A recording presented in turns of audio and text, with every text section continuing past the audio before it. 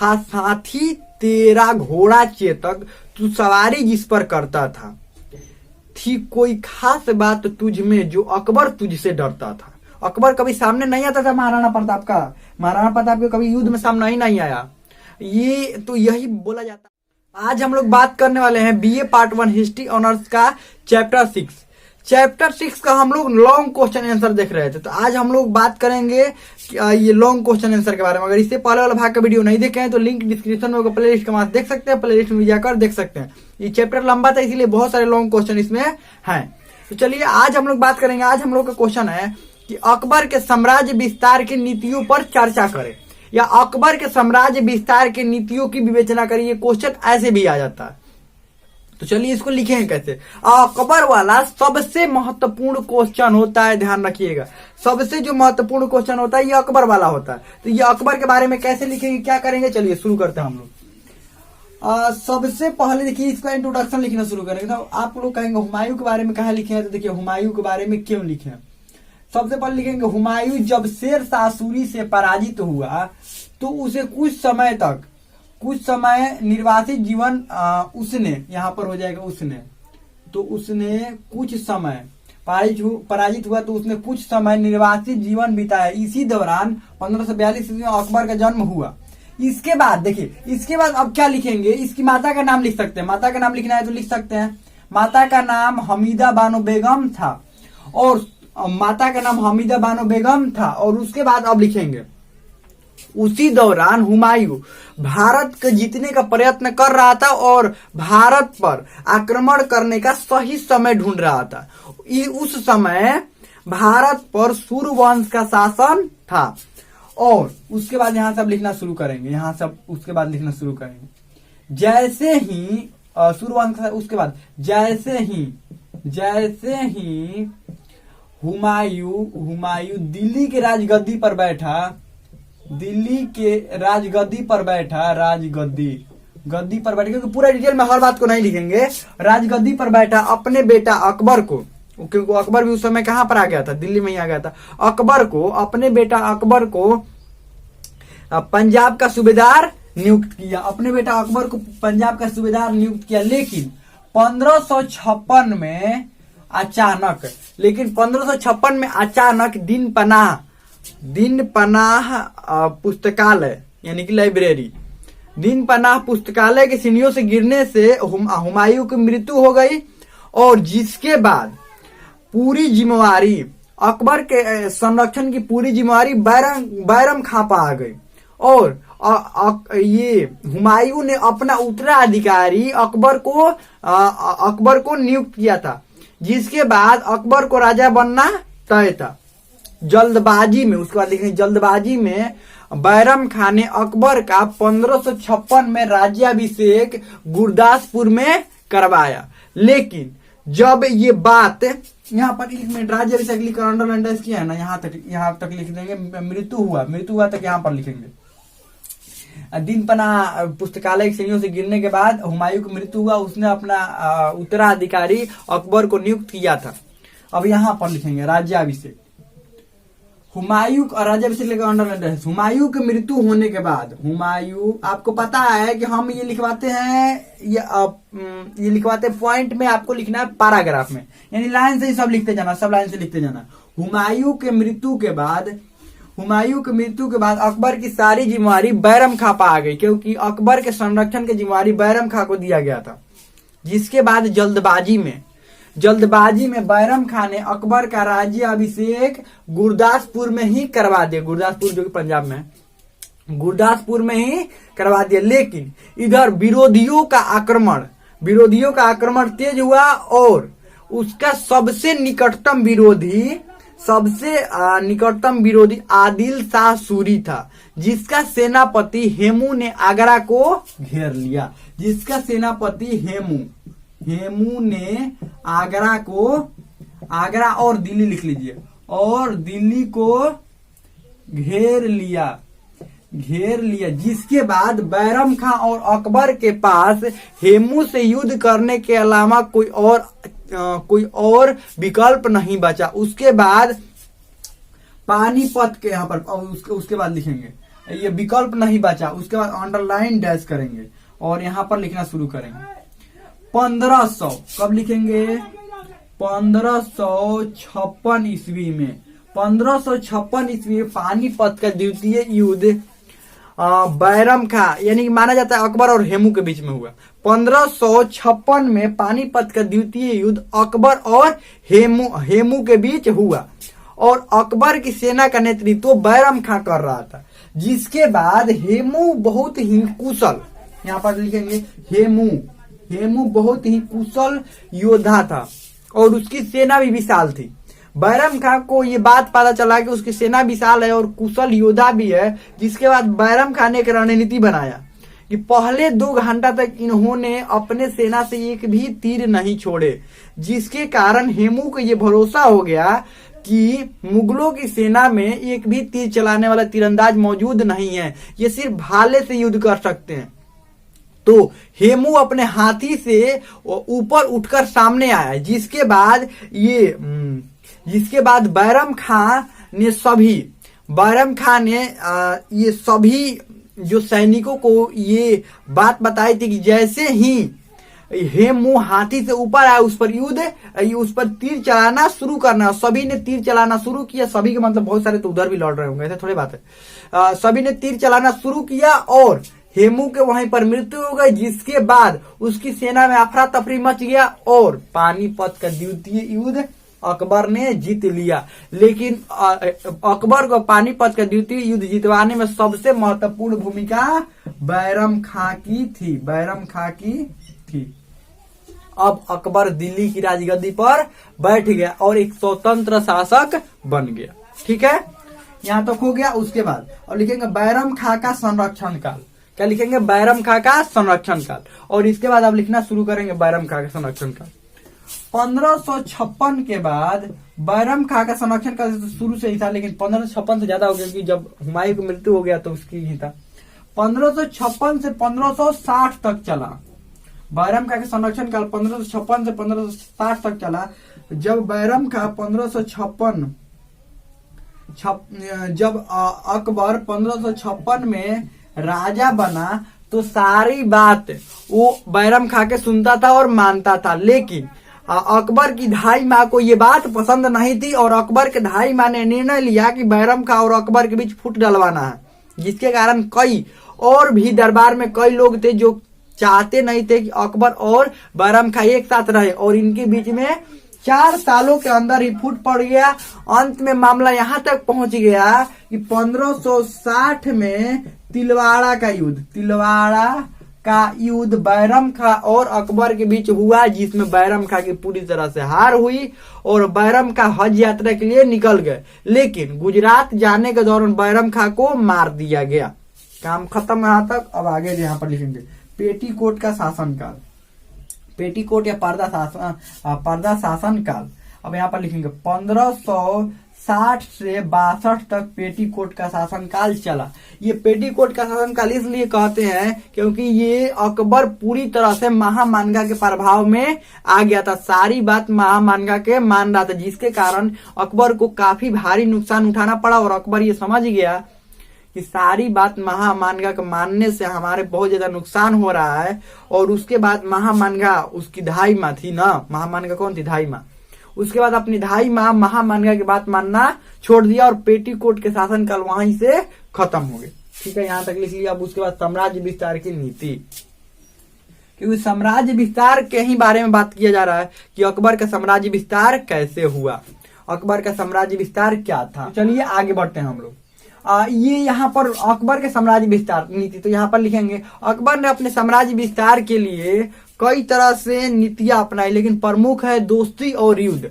ये सबसे पहले दोस्ती का हाथ बढ़ा रहा था और समझाता था कि आप हमसे दोस्ती कर लीजिए और अधीनता स्वीकार कीजिए, नहीं तो हमसे युद्ध करना पड़ेगा। तो कई क्षेत्रों में तो दोस्ती से हाथ बढ़ाकर अपना क्षेत्र विस्तार किया और कई क्षेत्रों में युद्ध करके अपना क्षेत्र विस्तार किया। अब यहाँ पर सबसे पहले लिखेंगे आमेर लिखकर अंडरलाइन करेंगे। आमेर के शासक से दोस्ती करने के लिए, आमेर के शासक से दोस्ती यानी कि क्षेत्र विस्तार करने के लिए अकबर ने मान सिंह को भेजा और यहाँ पर कई बार जाने के बाद आमेर के शासक ने अकबर की अधीनता स्वीकार की और अकबर से दोस्ती कर लिया और अकबर का क्षेत्र विस्तार बढ़ गया, यानी कि आमेर तक क्षेत्र विस्तार पहुंच गया। भारत का मैप भी बना सकते हैं, इसमें ध्यान रखिएगा। रणथंभौर, रणथंभौर के शासक से भी अकबर ने दोस्ती किया। पहले दोस्ती का ये प्रस्ताव भेजता था और दोस्ती कर लिया, लेकिन ये दोस्ती रणथंभौर के शासक के शर्त अनुसार लागू हुआ। रणथंभौर के शासक का शर्त ये था, शर्त ऐसे लिखकर और शर्त लिखने के बाद यहां से लिखना शुरू करेंगे। पहला, मुगल दरबारी रणथंभौर के दरबार में नहीं रहेंगे। दूसरा क्या था कि मुगल दरबार के कोई भी व्यक्ति बिना हथियार के दरबार में आएगा। बिना हथियार के किसके दरबार में? अपने दरबार में नहीं, रणथंभौर के दरबार में आएगा बिना। और तीसरा, उनसे रणथंभौर की कोई भी उनसे व्यक्तिगत रिश्ता नहीं रहेगा। मतलब कोई भी उनसे शादी विवाह वाला रिश्ता या कोई भी व्यक्तिगत रिश्ता नहीं रहेगा। 3 गो शर्त था। और चौथा था, अब देखिए तीसरा नंबर है हल्दी घाटी का युद्ध। ये सबसे महत्वपूर्ण है। ये युद्ध 1576 ईस्वी में 1576 ईस्वी में महाराणा प्रताप और अकबर की सेना यानी कि मुगलों की सेना के बीच लड़ी गई है। अकबर इस युद्ध में नहीं आया था, ध्यान रखिएगा। ये अकबर की तरफ से असफ खा भी लिखना नहीं है, और मान सिंह लड़े थे, और मान सिंह। अब यहाँ पर क्या लिखेंगे? यह युद्ध, हल्दी घाटी का युद्ध 1576 ईस्वी में महाराणा प्रताप और मुगलों की सेना के बीच लड़ा गया था, जिसमें मुगलों की सेना का नेतृत्व असफ खां और मान सिंह कर रहे थे। और माना यह भी जाता है कि मुगलों की सेना काफी विशाल थी, यानी संख्या माना जाता है कि 80,000 के करीब मुगलों की सेना थी और 15,000 के करीब में महाराणा प्रताप की सेना थी। फिर भी आमने सामने महाराणा प्रताप उससे युद्ध लड़े, महाराणा प्रताप युद्ध लड़े। और जिसमें ये माना जाता है कि ये एक कहावत भी है और माना भी जाता है कि महाराणा प्रताप कभी हारे नहीं और अकबर कभी जीता नहीं। इसको लिखकर ऐसे, महाराणा प्रताप कभी हारे नहीं, महाराणा प्रताप कभी हारे नहीं, अकबर कभी जीता नहीं, ऐसे करके। और इसको डबल कॉमा में क्या कर दीजिएगा? घेर दीजिएगा ऐसे डबल कॉमा, ताकि एग्जामिनर को दिखाई दे कि ये क्या है। और इस युद्ध का अंतिम निर्णय नहीं हो सका, और इसमें सबसे महत्वपूर्ण ये था कि महाराणा प्रताप का सबसे बेहतरीन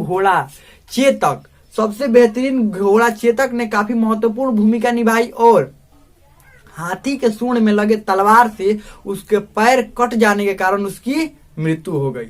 और यहाँ पर ये महाराणा प्रताप है, इनकी जो सेना थी ये बहुत ही कम थी, फिर भी मुगलों की सेना को बहुत हद तक नुकसान पहुंचाया और इस युद्ध का निर्णय नहीं हो सका और महाराणा प्रताप ये हारे नहीं और अकबर कभी जीता नहीं। यही वाला बात था। अब समझिए इस युद्ध के बारे में थोड़ा समझिए, अब लिखना बंद कीजिए, रुकिए।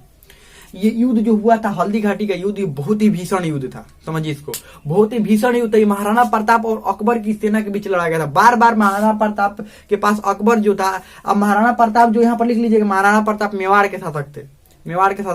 बार बार ये अकबर प्रस्ताव भिजवा रहा था कि आप दोस्ती कर लीजिए, अधीनता स्वीकार कर लीजिए। और मेवाड़ क्या था देखिए, समझिए, भारत का मैप यहाँ पर दिखाई देगा, भारत का मैप यहाँ पर समझिए,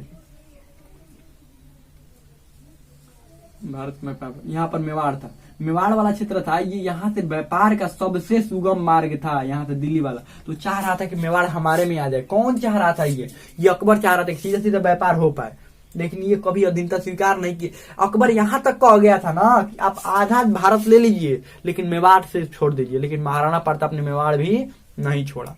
तो ये बहुत ही प्रतापी शासक थे। ये महाराणा प्रताप उतने बड़े मुगलों की सेना का सामना करने वाले ये शासक जो थे बहुत ही प्रतापी शासक थे। देखिए इनके बारे में, इनके घोड़ा के बारे पर में भी कई गीत बन चुके हैं। इन पर भी कई गीत, जैसे एक लोक गीत है, मारो मेवाड़ी सरदार, रखे हैं दो धारी तलवार, नीले घोड़े पर असवार। ये शायद आपने सुना होगा, मारो मेवाड़ी सरदार, ये आपने लोकगीत सुना भी होगा। रखे दो धारी तलवार, इनका तलवार जो था वो दोनों तरफ धार था और बहुत ही वजनदार था, दोनों तरफ धार लगे हुए थे तलवार में। मारो मेवाड़ी सरदार, रखे हैं दो धारी तलवार, होके नीले घोड़े पर असवार। इनका जो घोड़ा था वो चेतक था। चेतक का बहुत ही तेज घोड़ा था। हुआ ये था ना कि देखिए क्या हुआ था, मान सिंह जिस हाथी पर बैठा था, मान सिंह लड़ रहा था वो हल्दी घाटी के युद्ध में उधर अकबर की तरफ से।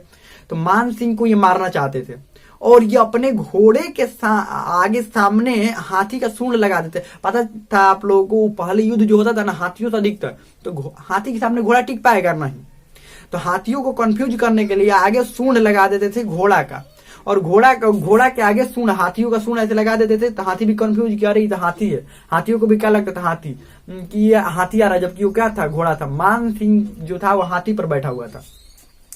तो इन्होंने अपने चेतक को उछाला और हाथी के ऊपर चढ़ गया चेतक, और ये अपने भाला से 3 बार 4 बार मारे, लेकिन उसी में दुबक गया। कौन? मान सिंह नीचे दुबक गया। और हुआ ये ना कि उसका हाथियों के सूंड के आगे तलवार लगे हुए होते थे, तो उस पर उतरने की तरफ 3 बार मारे तो घोड़ा उछला हुआ है, वो उछलने के तो कुछ ही सेकंड तक वहां पर रुक सकता है ना, कोई ये थी थोड़े है, तिरछा है घोड़ा, कुछ ही सेकंड तक उस पर रुक सकता है हाथी के ऊपर ना। हाथी सूंड से उठाकर फेंक देगा तो क्या होगा, तो कुछ ही सेकंड तक रुक सकता है घोड़ा। 3-4 बार भाला से मारे नहीं लगा, तब तक घोड़ा जैसे ही उतर रहा था हाथी के सूंड में लगा हुआ था तलवार, तब तक उसका पैरवे कट गया। किसका? ये चेतक का। लेकिन चेतक वहां पर नहीं गिरा। अब उसी समय जब पैर कट गया, तो पीछे जब महाराणा प्रताप हटे तो इनको पता चल गया कि पैर कट गया। तो इन्हीं का एक हमशक्ल था। आपको पता है जैसे मूवी वूवी में हीरो का हमशक्ल होता है ना जी, अभी भी रियल लाइफ में भी हमशक्ल, हल्का सा शकल मिलता था। तो महाराणा प्रताप का वो हमशक्ल उनके सामने आ गया। महाराणा प्रताप कहा कि आप निकलिए यहाँ से, और चेतक बहुत दूर तक उनको ये भगाता हुआ इसी से युद्ध से बाहर निकाला, क्योंकि अब घोड़ा ही जब बढ़िया नहीं है तो युद्ध कैसे लड़ेंगे, ऐसे नीचे से युद्ध कैसे लड़ेंगे। तो उनको भगाता हुआ एक बड़ा सा नाला टप कर, जैसे ही नाला टपा ना, बड़ा सा नाला लगभग 27-28 फीट का नाला था, समझ लीजिए। टपा ना जब, जैसे ही बहुत ही चौड़ा नाला था, टपा तो उस तरफ जैसे ही गिरा ना, तो वहीं पर गिरकर उसकी मृत्यु हो गई चेतक का। तो एक चेतक के बारे में कहावत क्या, आप यहाँ कहावत भी बहुत ही प्रचलित है कि देखिए ध्यान सुनिएगा इसको। चेतक के बारे में, ये महाराणा प्रताप के बारे में भी है। साथी तेरा घोड़ा चेतक, तू सवारी जिस पर करता था, थी कोई खास बात तुझ में जो अकबर तुझसे डरता था। अकबर कभी सामने नहीं आता था महाराणा प्रताप का, महाराणा प्रताप के कभी युद्ध में सामने ही नहीं आया। ये तो यही बोला जाता है, साथी घोड़ा चेतक तेरा, तू सवारी जिस पर करता था, थी खास बात कोई तुझ में जो अकबर तुझसे डरता था। इतने बड़े साम्राज्य का जो शासक है अकबर, वो भी इनसे डरता था कि इनके सामने कभी नहीं आता था। ध्यान रखिएगा, इनके सामने युद्ध में कभी नहीं आया। और इसके बाद यहाँ से निकलने के बाद इन्होंने क्या किया, गोरिल्ला युद्ध शुरू कर दिया, गोरिल्ला छापामार युद्ध। ऐसे ही देखते थे मुगलों की सेना है ना, तो छापामार चारों तरफ से युद्ध, जंगलों से निकलकर और युद्ध करना शुरू कर देते थे।